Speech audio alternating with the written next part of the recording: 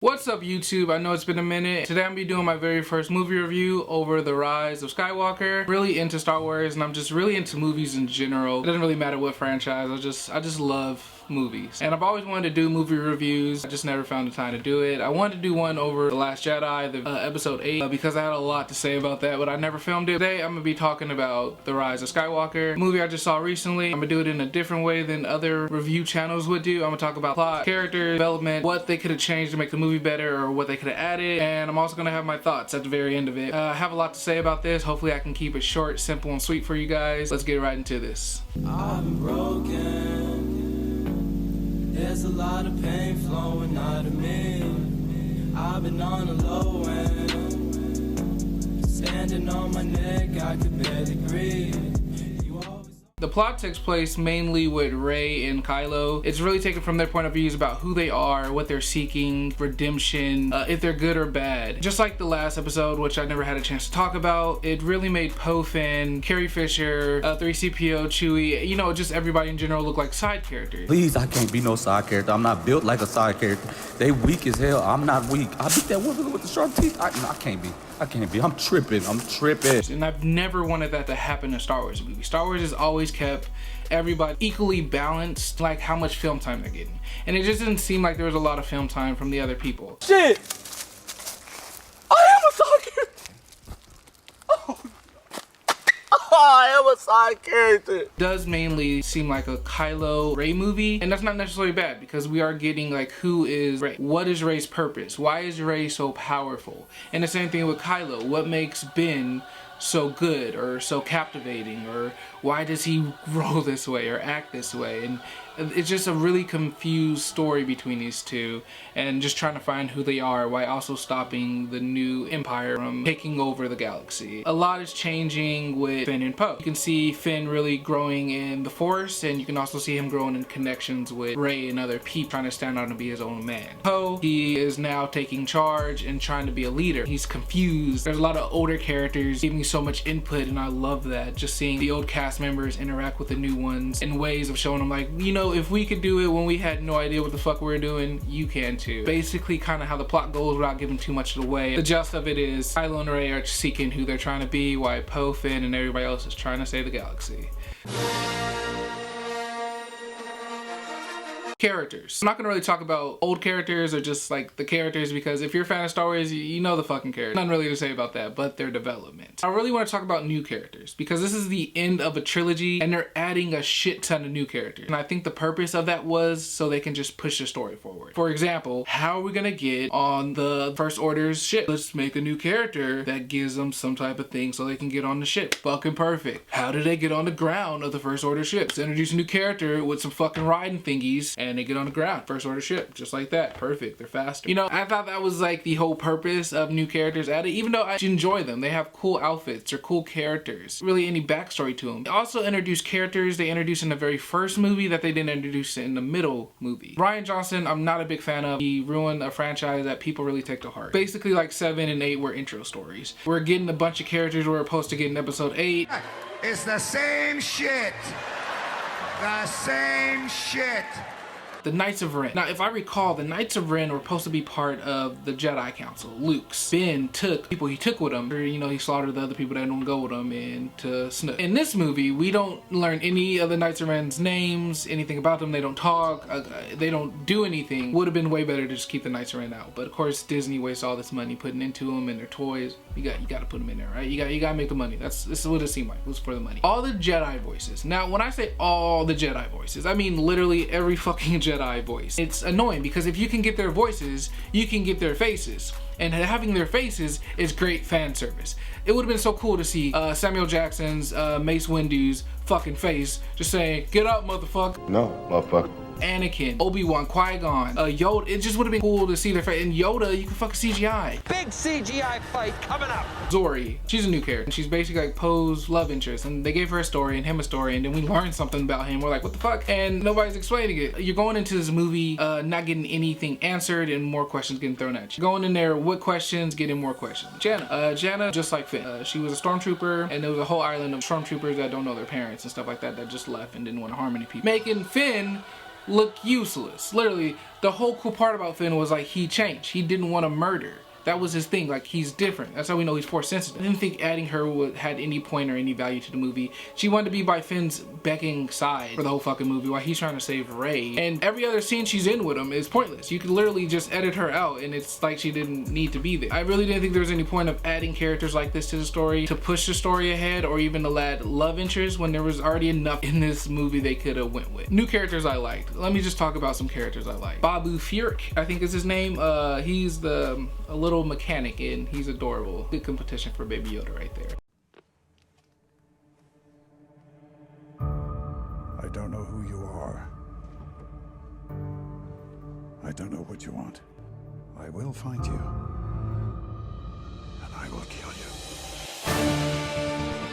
I also love Katie Fisher's Princess Leia. JJ did an amazing job editing her into the movie and using old scenes from her interacting with the cast, and it looked fucking real. You know, if we didn't know she was gone, we would think she was still here. And I love the backstory he gave the Princess Leia, knowing that she just wasn't force sensitive. She was also a fucking Jedi, and she was badass. And I really hope to see a movie about her because that would really cool. You know, that would be great fan service. And I think JJ was trying to aim for different fan service. Even though we wanted other things, he gave us something that I think we'll love in the future. And so I really do appreciate what JJ could do with his limited options with 2 intro stories. I guess that's something a little about the characters. I know that like rambled on for fucking ever, but let me talk about the development of Kylo, Rey, Poe, and Finn. Kylo being my favorite character. Adam Driver, he just really fucking drives it in. He is a great actor, and you could really see his confusion in his face between who am I, what am I. He just played his scene so well, and the development of Kylo, and I don't want to give too much away, it's just amazing. But Kylo and Rey's development.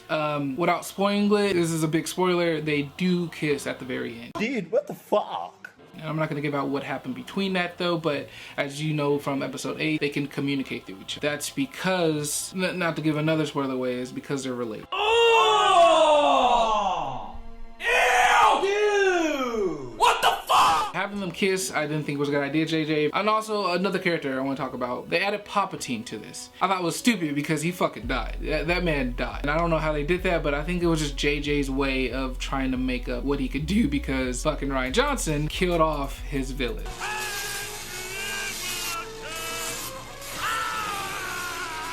Also, General Hawk, he killed off that villain. He betrays his the Fallen Order and he gets killed immediately. Reason for betraying the First Order was because he didn't like Kylo. And I was like, what? And I mean, you're working with limited options here, basically. Back on subject, Kylo and Rey, their connection has only been based off hating each other and fighting each other in a spiritual way through their connection. It's like, why did they have a makeout scene if they hate each other? The whole movie, we have Finn, his development was basically he had to tell Rey something the whole movie. A lot of people think it was he wanted to tell her that he's a Force user, but the thing was, if he wanted to tell her he was a Force user, why the fuck was he telling everybody else when he said he wanted to tell Rey first? He said he could feel it, he was sensing it, so he's giving out that he is Force sensitive. I think he really just wanted to tell Rey that he cares about her and wants to protect her and things like that, or I love you, because this man literally went through rushing water for her, jumped on a fucking like ship for her, everything for this woman. This woman's just ignoring him. You know, we all wanted that Rey Finn connection because it seemed like episode 7 made, you know, they're connected on so many different levels. Kylo and her are connected on hate-based levels, but you know, I understand, you know, get 2 pretty people, you make them kiss, of course. It's just general. Kylo, I feel like is family and always been her family since the very first episode, so it didn't seem right to do that. Maybe it was JJ's whole plan in the first place. Well, would it help if you went back to thinking I'm your sister? Like I'm some sort of white trash perv? I'm your sister.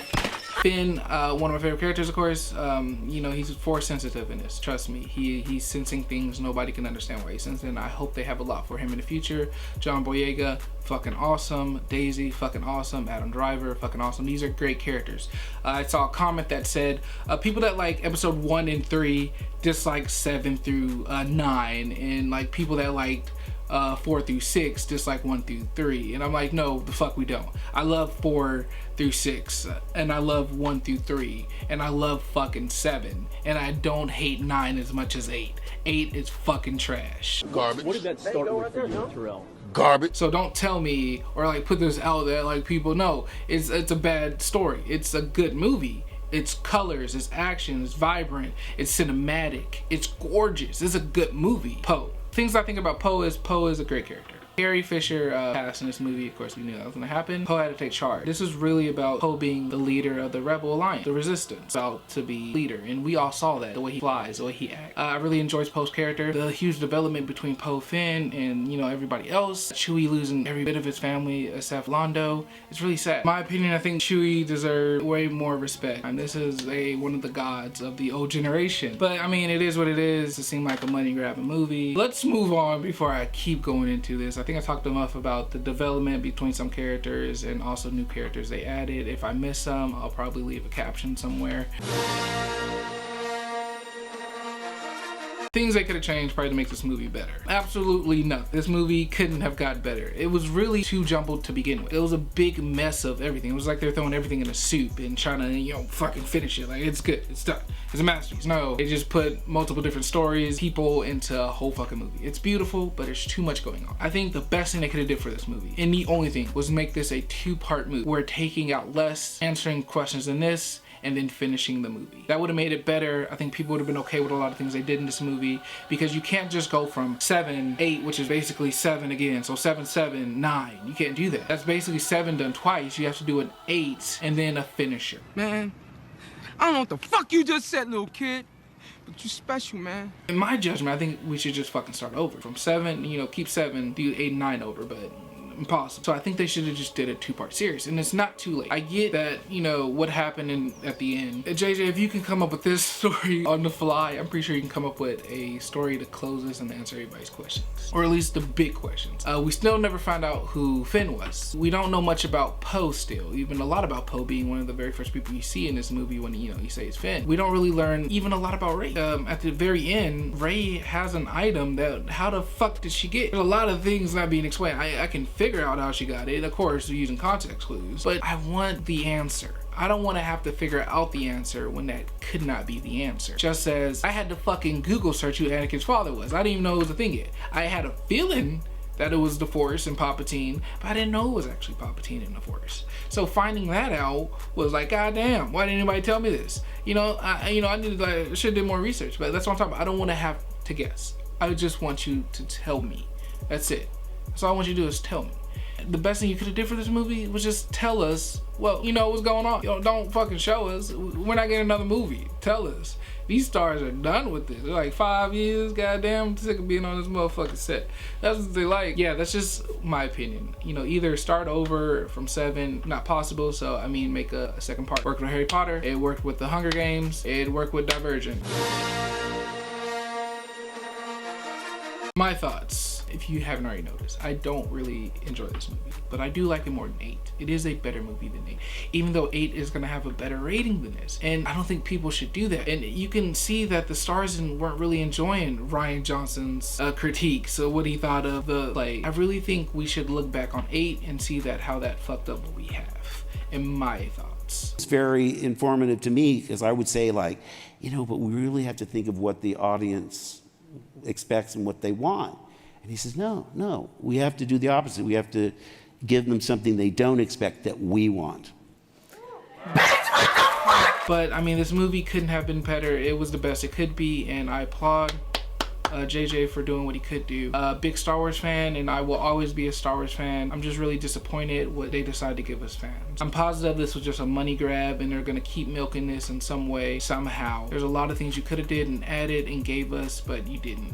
But one thing I did notice was in Mandalorian, if you saw episode 7 of The Mandalorian, you can see that Baby Yoda could heal, and I've never noticed a Jedi could heal. I think I've seen it before, but I forgot. It's kind of weird how they had that episode right out before the movie came out, and so you saw in the movie Rey was healing, and she does it in this cool way. You're gonna love it. It's really tight. See, I mean, I don't really hate the movie. I said it's really tight. It is tight, and I like how they added it. So I think they're gonna be doing a lot with the next movie and probably The Mandalorian or whatever they're gonna have on Disney Plus. I feel like they're gonna start connecting things on the big screen and also on the little screen. Pretty interesting. I think what they're gonna have for the future for Star Wars, and I don't think we're done with this Skywalker story. A lot of people think this is the end of Skywalker story, but I doubt it. This is a money grabbing situation, and I don't think they're done with this. But I'm gonna close that out right now. For my thoughts, if I left anything out, I'll make a part 2. If I can, I probably won't.